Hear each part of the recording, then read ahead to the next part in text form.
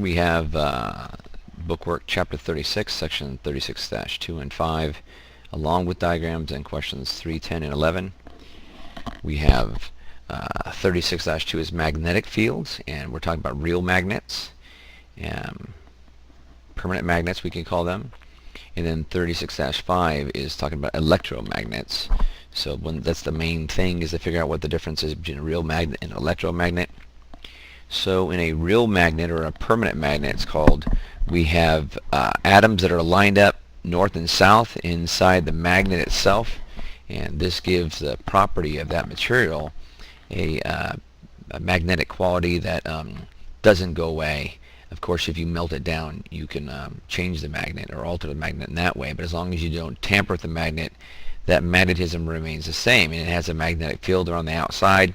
If you sprinkle iron filings around the outside, they line up in a pattern, and this is the pattern that changes a little bit when you change the orientation of the magnets, just to show you that there is a magnetic field around them, which is oriented north and south. This is an interesting picture because it shows Boy Scout compasses placed around the magnet, and showing that each needle lines up in the field that is depicted by these iron filings. So that's a permanent magnet, and there's some information on this on one of the videos for the whole section as well. Chapter 36.5 is electric currents and magnetic fields. So what this is supposed to be telling you is that when a copper wire, which cannot be made into a permanent magnet, it can't be permanently magnetized. So normally this copper wire would not affect the compasses. If you put iron filings around it, it would not do this. So why is it doing this? Why are these copper wires making a field around them? It's obvious that there's a field because it's changing the nature of the shape. They're making that shape. So there's obviously a field around them. And the answer is, if you turn on electricity and a current runs through the wire, then you'll have a magnetic field around the wire, and it will change the orientation of the iron filings or of the compasses. These compasses are pointing north and south. These compasses are pointing north and south with respect to this wire. So in order to figure out how this is, we use what's called right-hand rule number 1. And your thumb points the direction of the charge. So the charge is running through here, this direction. That would be the direction of your thumb. And your fingers show you the direction of the magnetic field going around the wire. That's called right-hand rule number 1. And it creates a circular magnetic pattern around the outside of any wire that has a current flowing through it. Now the moment you turn the current off, turn the electricity off, the magnetism goes away. So if you didn't have these turned on and you sprinkled the filings around, nothing would actually happen. It wouldn't actually show it to be a pattern. It would just be randomized. Then if you turn it on, click, then they line up in this pattern in the magnetic field.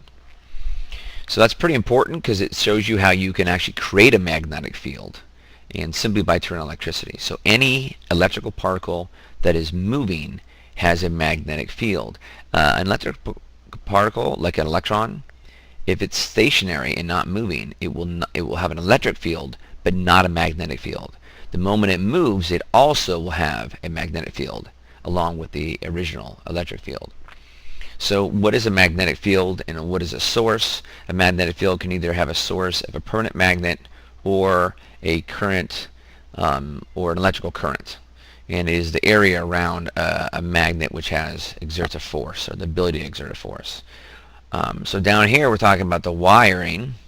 So if I had a wire and the current was going this way, what is the shape of magnetic field that surrounds a current carrying wire? It is a circular field around the outside of the wire, around it.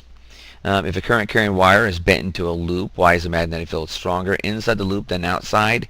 If we take a wire and we coil it and coil it and coil it and coil it and coil it and coil it, we can add force with every loop.